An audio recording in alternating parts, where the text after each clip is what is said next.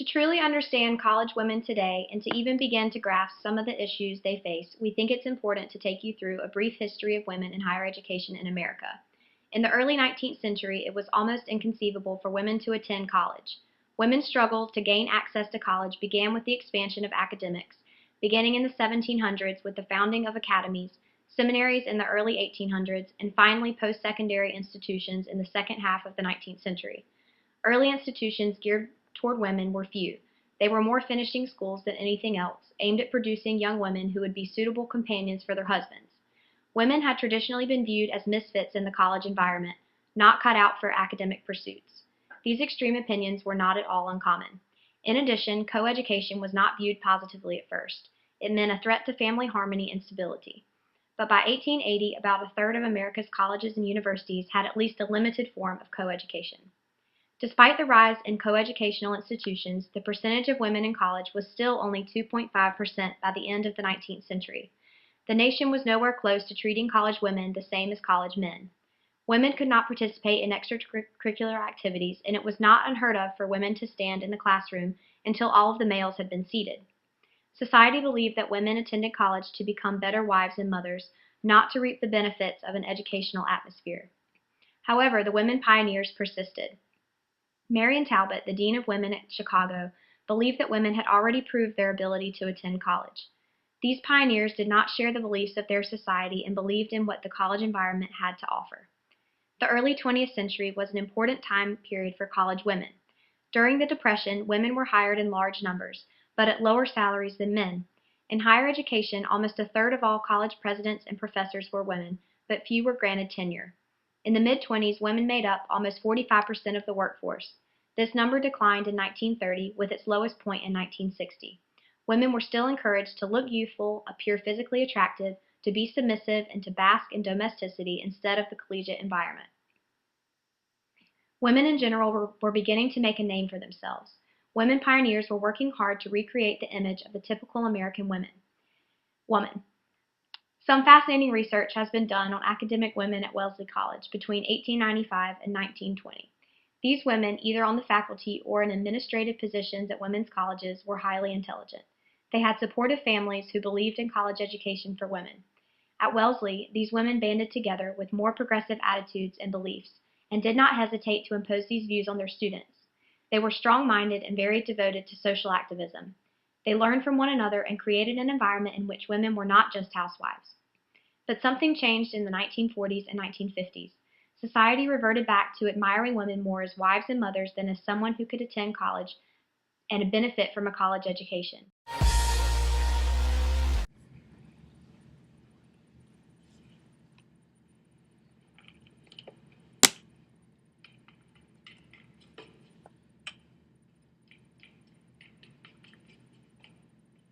Slide.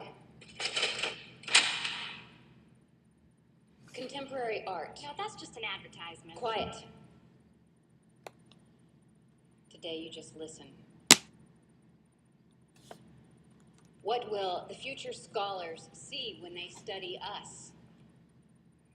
A portrait of women today? There you are, ladies. The perfect likeness of a Wellesley graduate, magna cum laude, doing exactly what she was trained to do. Slide.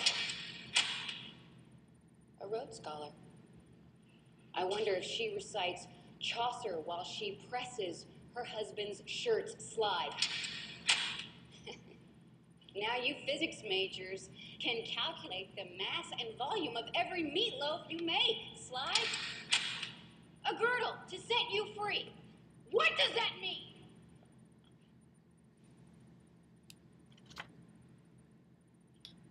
What does it mean? What does it mean?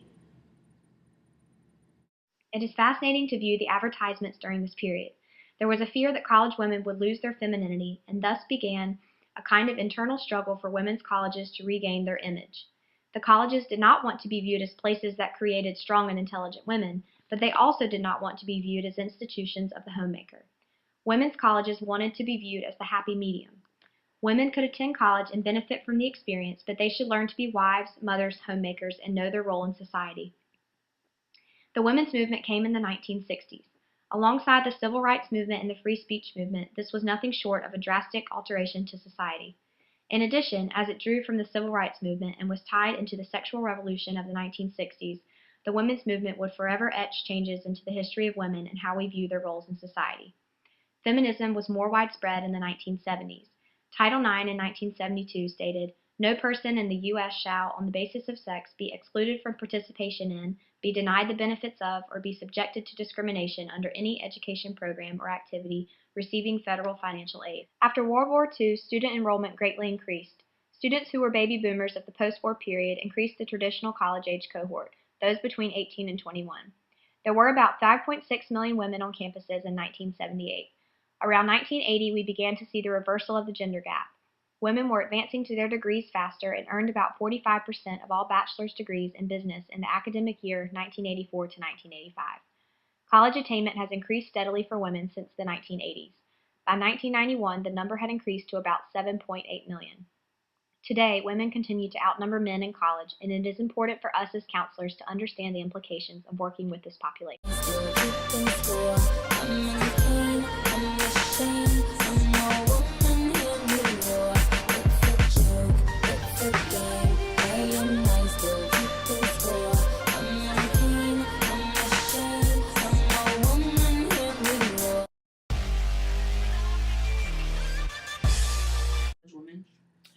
Actually, to be honest, I kind of think it's kind of funny. Nowadays, you see a lot of males not in college, but you see majority of females in college. But they were the first ones to say that, females couldn't, were not accepted into college. So I wouldn't necessarily say I have anything to say about it. It would kind of be like a, laughter type thing because, it's a reverse slap in the face almost. So that's how I feel about it. I know that women's rights weren't as good as men.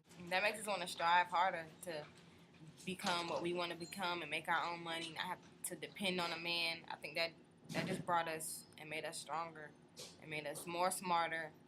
There's more women in college today than men, so I guess that shows for it. A lot of people don't really know the history, so they don't know how lucky we are right now. But, I think if they knew more about it, that they would kind of be happier because they wouldn't slack off as much. They wouldn't, not do stuff when they're actually awarded an opportunity to get an education where previous people weren't. I feel like GLBT gets more press than women empowerment or equality because everyone's under the impression that everyone is treated equal, which sometimes isn't the case. Kind of like, it reminds me of when 6-year-olds find out there's no Santa Claus, how painful it can be. It's a little bit like that, watching some of these 17, 18, 19-year-olds start to wrap their minds around that because they've been told their whole lives that you can do anything a boy can do. And then they really start bumping up against the limits of what our culture allows and the way that our culture tries to keep women in their place, so to speak. I went on a bell tower tour, and Dr. Stafford made us all stand, and he showed us a picture, and all the people in the picture were guys, and then a majority of us were girls, because I think it was the new student orientation group. There was I think 70% girls in that group, and he says, look at the difference. So, that was pretty interesting, but I feel like we're getting to the point where we're equal, but there's still a couple things like pay, where women and men aren't treated exactly the same. Why is it that you could only see the worst in me? I swear sometimes it feels like it nurtures me. They have basically said that we grow up fast. We grow up faster, or we're just fast in age, whether it just be with sex, whether it be with knowledge. We, maintain or retain a lot of information. But on the negative side, not much respect. We don't have the same morals or values. Some are similar, but it was a lot more strict and firm back when my mother was, a child, or my grandmother, was my age or whatever. So I think that would be a difference in the cultural. And so we view adolescent girls, and that's called undergraduate or adolescents, as sexually promiscuous, airheady, conniving. I think that's true in our culture in general, though. I think we view women as conniving and kind of like there's subterfuge going on, not credible. But I would say sort of the sexually promiscuous, always sexually available, it would be, I think, one of the biggest stereotypes. When people are asking for volunteers, then they automatically go towards the guys, thinking, oh, they can carry things. Even though I'm probably bigger and stronger than some of the guys, I'm like, really? I can carry a box. They have a high need not to seem like bitches. You know, like there's this over concern about, you know, if I stand up for myself or I police my boundaries, you know, they're gonna say I'm a bitch. It's like, yeah, they will. A lot of my friends are dominant women, and they are not afraid of it. They're not scared to voice their opinions, and they go into different situations with males as well, but they go in with force, and they are perceived to other men as bitches or as, you know, just too dominant. You should, as a woman, you shouldn't be so dominant. You should be poised and grace and passive. But that's not a woman. A woman can be dominant. A woman can express her feelings and emotions just like a man can and still be a woman. So yes, a lot of my friends as well as myself have been discriminated just because we are women.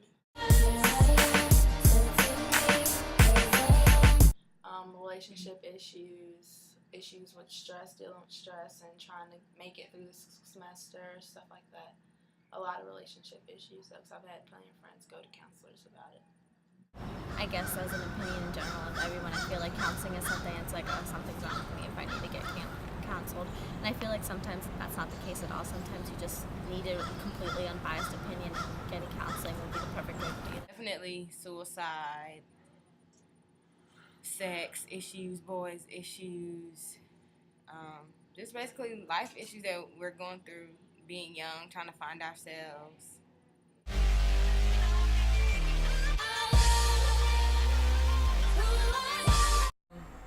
There's a lot of depression and anxiety of women in our culture, so you get that kind of stuff. You get, depending on the age of the person, college age, you're going to get lots of feelings of I'm not good enough, I'm not functioning well enough, so, you know, not eating, not sleeping.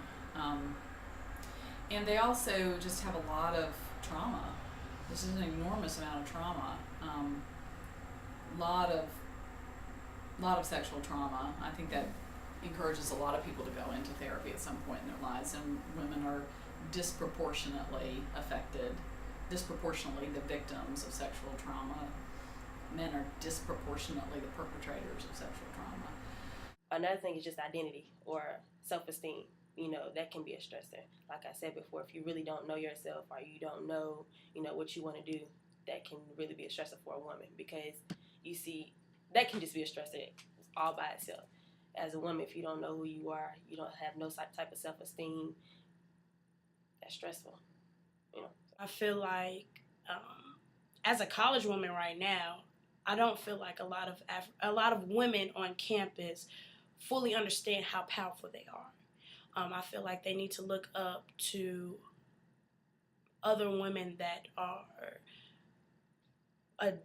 a dominant motivating force in the society, such as a mentor or a counselor, even sometimes some celebrities, just to look up to embrace some of the different things that we go through as women. Women that come in, they don't really seem to respect themselves that much, and they kind of like just go like all out. And I feel like as you get older, you learn to like, okay, you know, this is really not okay. So I feel like definitely women need to come and learn to respect themselves, but I also feel like that does come with experience. To me, the most important values and beliefs of my culture is just being a phenomenal woman. And by being a phenomenal woman, that means just having integrity and making sure that you as a woman capture all that life has to offer. Certain friends that have kept like their values, like, you know, like still not having sex or just not drinking at all. Like, you just hear these people would like commending them, be like, wow, that's really great. Like, and like you should stick to them. Like, just because like everyone is doing it, that doesn't mean you have to. Our parents, I think we value our pride. The sense of just the value, I guess it has to do with independence. The belief of, you know, women actually living in like a single parent household or whatever. I guess that has to do with strength. Very high values on doing the right thing, working hard,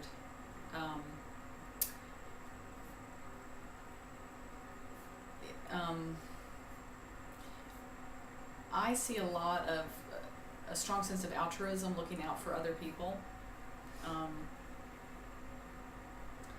and they tend to place a lot of faith or value in other people's feedback and experiences of them to their detriment. Meaning, I think it's a developmental thing, and I think it's a gendered thing, that they tend to be really take stock of what somebody else would say about them, even if it's sort of conflicted with what they know about themselves. It doesn't necessarily completely sway them, but it gives them, you know, a moment to pause and wonder about that.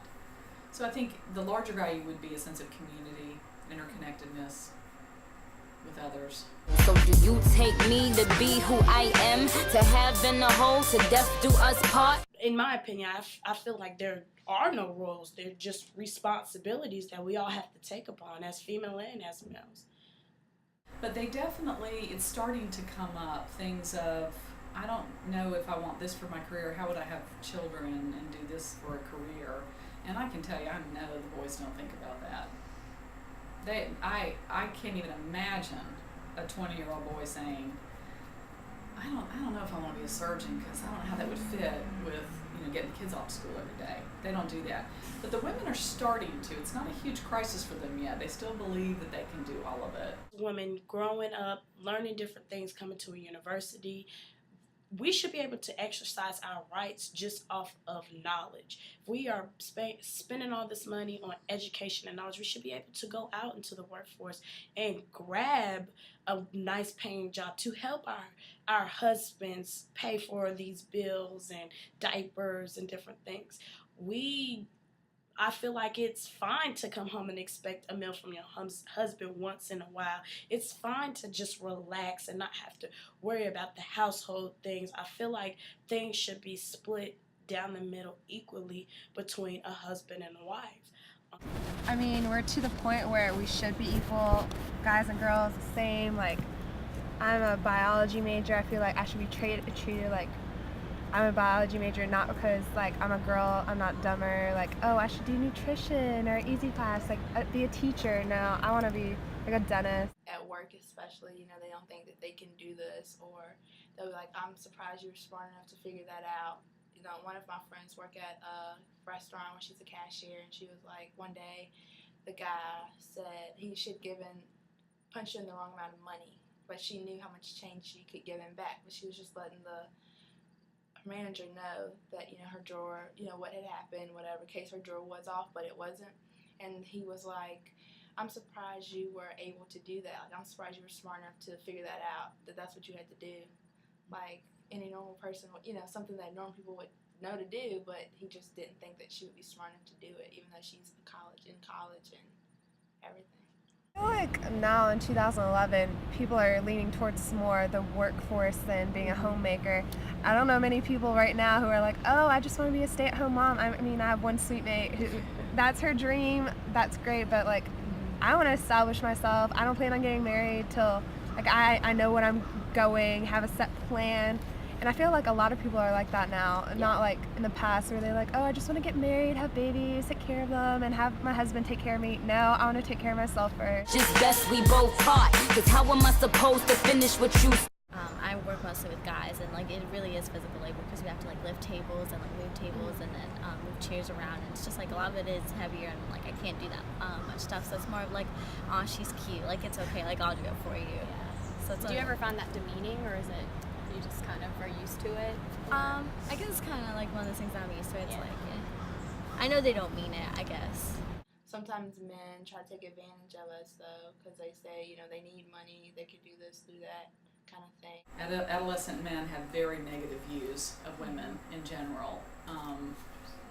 And now, if you talk about their sister or their mother or their girlfriend, they've got positive views about them. But if you just think about women in general, you get a lot of the old, you know, conniving, can't be trusted, money hungry,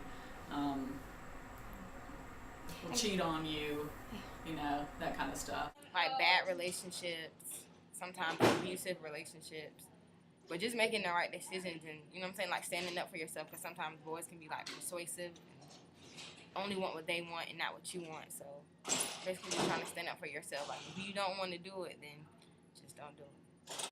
I actually did an internship last year at the U.S. Department of Energy, and I was the only, there were 15 women out of 200 intern students. This shortage of women, it really impacted me in a negative way because all of the guys expected us to do certain things. We did have our own apartments, but they expected us to cook, and they expected to come over and have a meal ready for them. I felt like I was not looked down on, but I was expected to do certain things as a woman in my own apartment. It was really crazy, but we got through it. But that was really one of the first times that I felt discriminated as a woman. The tricks up my sleeve, I no longer need your attention. Definitely image. Like depending on like what it is, it's more of like, oh, I'm not that pretty, or she's so much prettier than me, or I'm not that skinny, I really need to lose weight, like, or they might have gained that freshman 15, it's like, oh my goodness, I'm so fat now. And so I definitely think it's a lot of a personal image, and I guess really finding out, like, to see if you're really, like, making yourself believe that you're finally really beautiful. And I feel like college is definitely the time, and it's like, okay, this isn't that big of a deal as it was when you were young.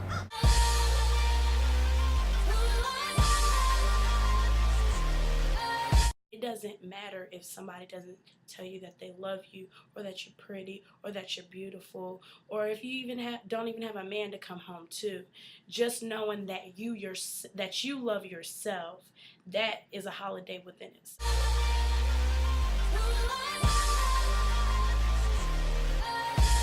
In eating disorders, we had to talk about that a lot because that's a prominent issue, I think, in college. Like, not many people are aware of, because society is pressuring women these days to like look perfect, like you have to look good, like guys won't like you unless you look a certain way. I mean, it doesn't really affect me, I don't really care what I look like, but I know a couple people who are affected by like media and stuff. And doorbell is kind of hurting me. I could say I'm done with it, but women spend a lot of time thinking about how to be safe on campus. They watch their drinks, they go in pairs, they dress this way, don't dress this way, whatever. They go to this bar, they don't go to that bar. They do all this like mental gymnastics to be safe, and the college men don't think about that at all. And all these things that the women do to be safe don't keep them safe.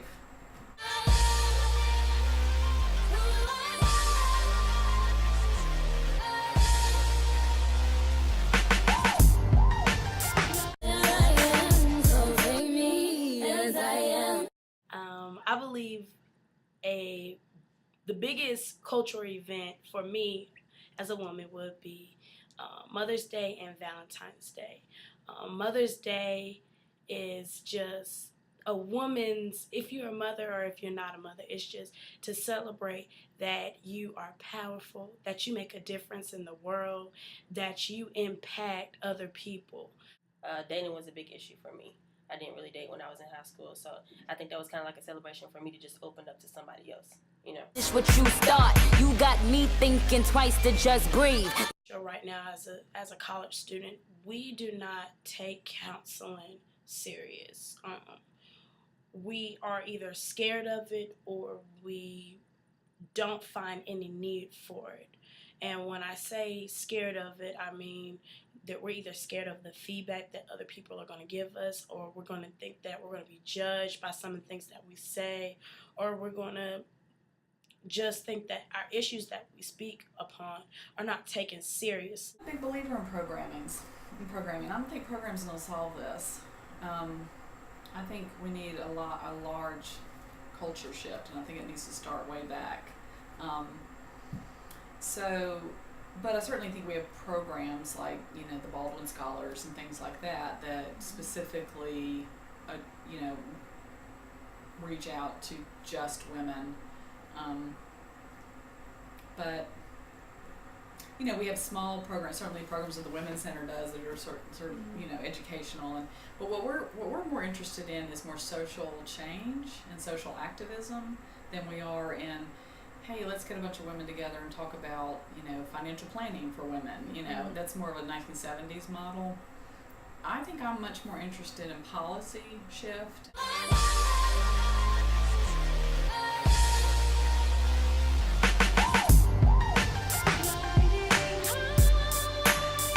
I think a lot of students do take advantage of the counseling center, women, because we do go through a lot of stuff during college. So for me, if I had a problem where I know I needed somebody and I needed that ear, or I just needed, somebody to guide me to get through my situation, that would be the first place I would go to. Well, I guess it depends, because some people see them as people that are there to help us, an ear to listen kind of thing. But some people see it as they're just being nosy. It's just, they're quack. They're trying to just get money from us kind of thing like that. In general, the vast majority of people that are in therapy are women. And that's because I think we have a kind of a cultural expectation that women will change. And so, like, couples therapy is a good example. It's very rare for the man in a heterosexual couple to call and make the appointment. It's usually the woman.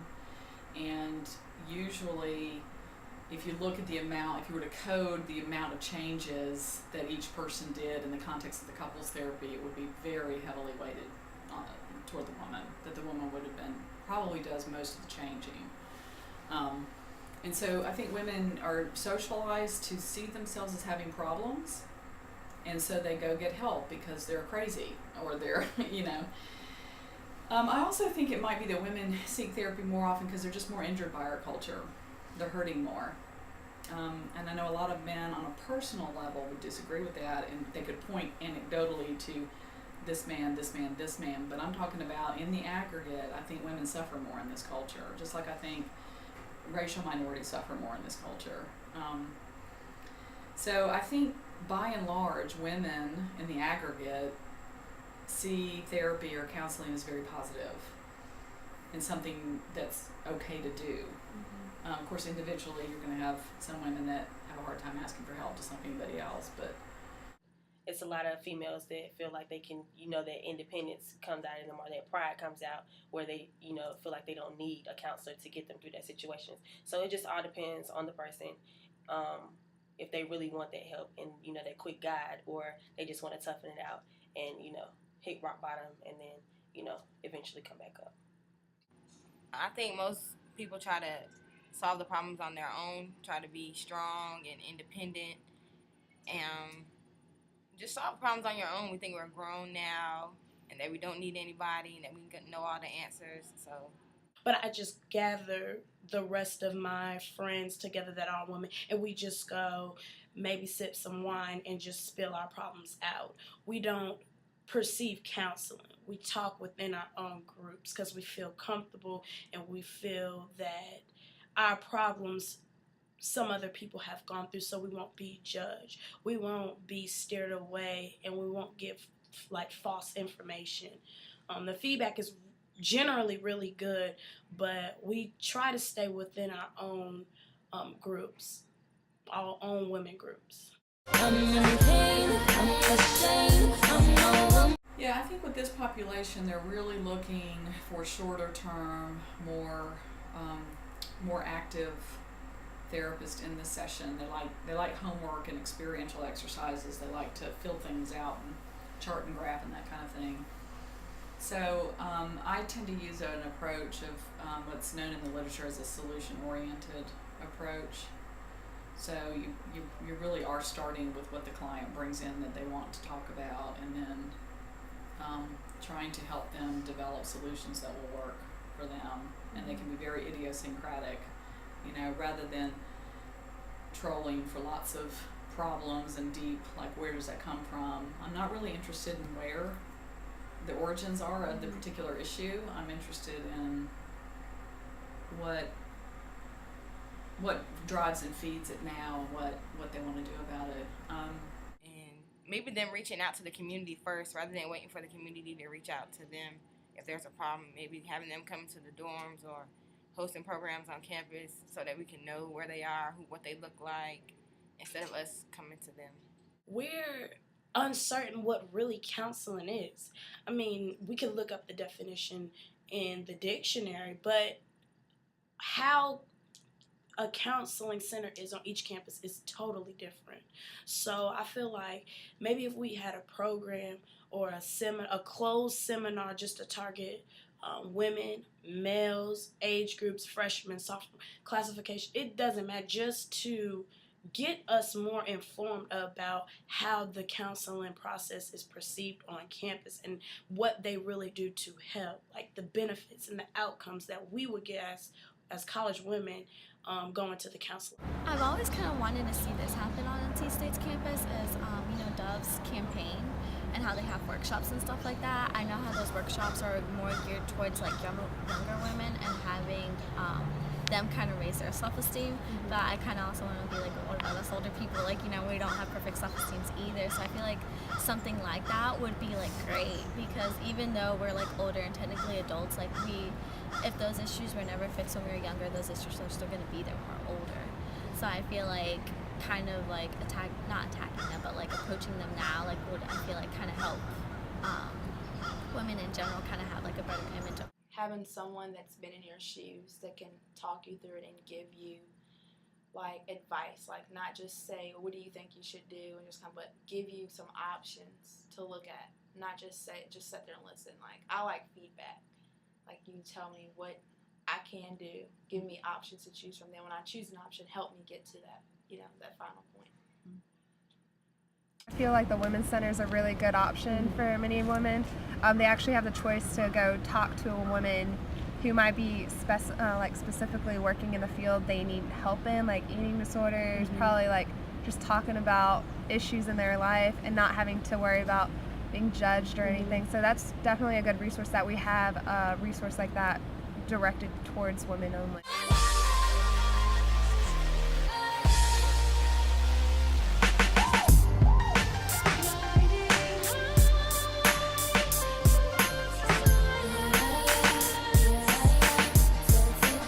Counseling center is really great, but I just feel like women are more comfortable going to the women's center. Taking the tag off like counseling center, making it women's center, it's kind of more empowering. Oh, it's not like, oh, I'm crazy, I need to go talk to a counselor. It's like you're talking to a person at the women's center.